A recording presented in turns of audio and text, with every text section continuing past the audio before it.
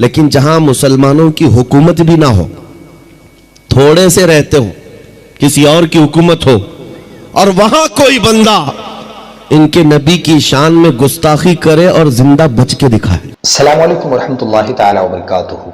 आज हम बात करने वाले हैं मुफ्ती सलमान अजहरी साहब के इस वीडियो के बारे में कि उन्होंने उस वीडियो में क्या बताए हैं, यानी इस्लाम में मुसलमानों को किस तरह रहना चाहिए और हिंदुस्तान में हम रहते हैं तो यहाँ हमें किस तरह अमल करना चाहिए और शरीयत मुस्तफ़ा सल्लल्लाहु अलैहि वसल्लम पर किस तरह पाबंद होना ज़रूरी है। इसलिए कि अगर हमारे पास से ईमान चले गया तो दोबारा उस ईमान को हम नहीं ला सकते हैं। तो इन तमाम चीज़ों को मुफ्ती साहब ने बताए हैं। आइए हम सबसे पहले उनके इस वीडियो को देखते हैं।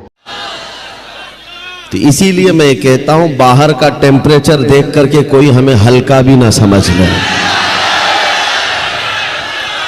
ईमान वालों का जो अंदर का टेम्परेचर होता है वो 100 डिग्री से ज्यादा का होता है। ये अभी बाहर कोई जाकर के देख करके आए, सख्त ठंडियां होंगी और हवाएं भी चल रही हैं, लेकिन जलसे में लोगों को गर्मी इतनी हो रही है कि फैन की जरूरत महसूस हो रही है। बस इसी को बरकरार रखो, बाहर जैसी भी ठंडी हो अंदर गर्मी बाकी रहना चाहिए। और ये गर्मी ऐसी है जिसको इकबाल ने कहा है, इकबाल ने कहा था, इसी गर्मी से दुनिया खौफ ज़दा है, ये फाका कश मौत से डरता नहीं जरा, रूह मोहम्मदी इसके बदन से निकाल दो। अंग्रेज ये कहा करते थे, इनके अंदर जो रूह मोहम्मदी है, इश्क़ मुस्तफ़ा है, ये जब तक बाकी रहे इसे 1000 टुकड़ों में बदल दो, फिर से ये जमा हो ही जाता है। अज़ीज़ान गिरामी, हमारी तारीख का राज, हमारी तारीख पर बड़ी बड़ी पीएचडियां हुई हैं, बड़े बड़े लोगों ने अपने मकालात लिखे और तारीख लिखी है। उससे एक मुसलमान की मुलाकात हुई, उसने पूछा किस मसले पर आप पीएचडी कर रहे हैं? कहा कि मैंने पीएचडी इस बात पर की है कि मुसलमानों में फ़िरक़े बहुत होते हैं और कई मर्तबा इनको तोड़ा जाता है, फिर ये जमा कैसे होते हैं। 1400 साल में कई चंगेज आए, कई हलाकू आए और हमारी कौम का पूरा इस कदर नुकसान किया कि हमारे सरों से मीनार बना दिए, बगदाद को हमारे खून से लाल कर दिया, लेकिन फिर भी आज ये अपने आबो ताब के साथ चमकते हैं। राज क्या है? तो इस बात पर पीएचडी चल रही थी। तो इस मुसलमान ने पूछा, फिर आप किस रिजल्ट पर पहुंचे, नतीजा क्या निकला आपका? उसने कहा, मैंने देखा कि कई मर्तबा इन पर हमले हुए, इनको बेघर किया गया, इनको वतन से निकाला गया, इनके माल लूट लिए गए, इनके बच्चों का कत्ल हो गया। बहुत मर्तबा तारीख में ऐसा हुआ, लेकिन एक चीज है जो इन्हें फिर से जमा करती है, वो नाम मोहम्मद है। मोहम्मद अरबी सल्लल्लाहु ताला अलैहि वसल्लम का नाम, जिसको ये इस कदर हसास अंदाज में लेते हैं कि इनके हजारों इख्तिलाफात क्यों ना हो, फिर ये उस गुंबद की छांव में जमा हो ही जाते हैं।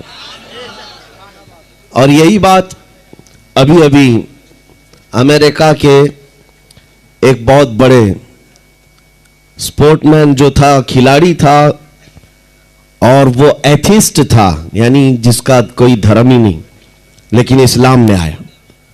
आने के बाद उसने जो स्टेटमेंट दिया, ये मैं अपनी तरफ से नहीं कह रहा हूं, मौजूद है इंटरनेट पर। उसने कहा, मैंने दुनिया में ये सोचा था कि कोई मजहब सही नहीं होता, हमको आज़ाद जीना चाहिए, लेकिन मुझे मेरी फिक्र ने यहां तक पहुंचाया। मैंने देखा हजारों बुराइयां हैं दुनिया में, तो कुछ तो अच्छा होगा। जब बुराई होती है तो अच्छाई भी होती है। तो कहता है, मैं बुराइयों के खिलाफ देखता गया कि अच्छाई है कहां, तो मुझे मेरे सफर ने इस्लाम की मंजिल पर लाकर छोड़ दिया। अब सुनो वो क्या कहता है, जो बात है।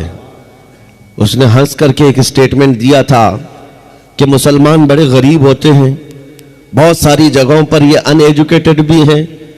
इस दौर में जब इनको पूरी दुनिया अपने टारगेट पर रखी है, लेकिन एक चीज मैंने इनके अंदर देखी है, एक चीज देखी है, ईसाई भी है इस दुनिया में, यहूदी भी है, वो भी नबियों को मानते हैं, लेकिन ऐसे आजाद ख्याल है कि कोई अगर ईसाई हुकूमत, क्रिश्चियन हुकूमत है और वहां पर जाकर कोई ईसा अलैहिस्सलाम के खिलाफ कोई तख्ती लिख करके घूम रहा हो, नाउजुबिल्लाह कोई गुस्ताखी कर रहा हो, तो वो देखेंगे और चल पड़ेंगे।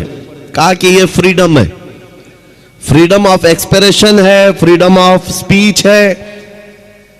यहूदी भी इस चीज को देखकर नजरअंदाज कर देंगे, किसी नबी की गुस्ताखी कोई करके घूम रहा हो, उनकी ही हुकूमत क्यों ना हो।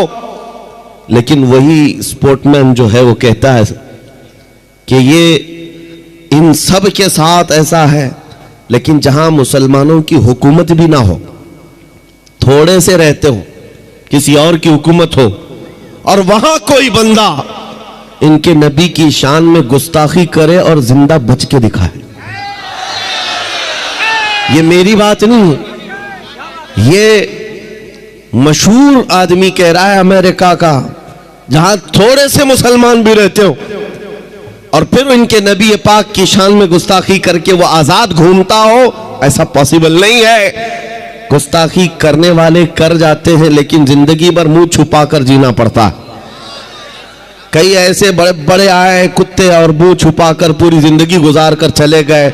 डर किस बात का है? डर इस बात का है कि 4 छोटे मुसलमान बच्चों का भी वो सामना नहीं कर पाते, इसलिए कि अल्लाह की तरफ से दिया हुआ रौब हमारे बच्चों में भी है, हमारी उम्मत में भी है, आज भी मौजूद है कि गुस्ताखी करने वाला गुफे में बैठकर कर सकता है, मजमे में आना ये मर्दानगी का काम हुआ करता है।